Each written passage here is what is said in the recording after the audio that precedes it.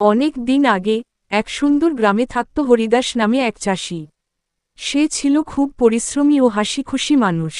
প্রতিদিন ভোরে পাখির ডাক শুনে ঘুম থেকে উঠত, কাস্তে আর কোদাল হাতে নিয়ে মাঠে যেত। গরম হোক বা শীত, বৃষ্টি হোক বা রোদ, হরিদাস কখনো কাজ ফাঁকি দিত না। তার জমি ছিল সবুজ আর উর্বর, কিন্তু ফসল তেমন ভালো হতো না, কারণ সে তখন নতুন চাষাবাদের কৌশল জানত না। একদিন গ্রামে এলেন এক কৃষি কাকা, সবাই যাকে অফিসার কাকা বলে ডাকত। তিনি কৃষকদের নতুন ধান চাষের পদ্ধতি শিখিয়ে দিলেন। হরিদাস মন দিয়ে শুনল। কাকা তাকে ভালো মানের ধানবীজ দিলেন। হরিদাস সেগুলো যত্ন করে বুনল, ঠিক মাপে সার দিল, সময়মতো পানি দিল, জমির আগাছা কেটে ফেলল। হরিদাস প্রতিদিন গাছ দেখে খুশি হতো এবং তার স্ত্রী আর ছেলে মিলে সাহায্য করত। কয়েক মাস পর মাঠ ভরে গেল সবুজ ধানগাছে। ধীরে ধীরে গাছগুলো সোনালি শীষে ঝুঁকে পড়ল।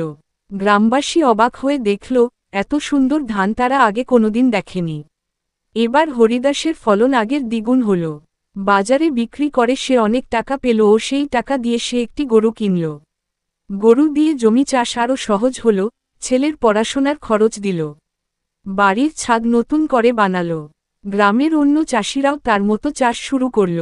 অফিসার কাকা কয়েক মাস পরে আসলেন ও হরিদাসের জমি চাষ দেখে সে হরিদাসকে সেরা কৃষক হিসেবে মনে করলেন।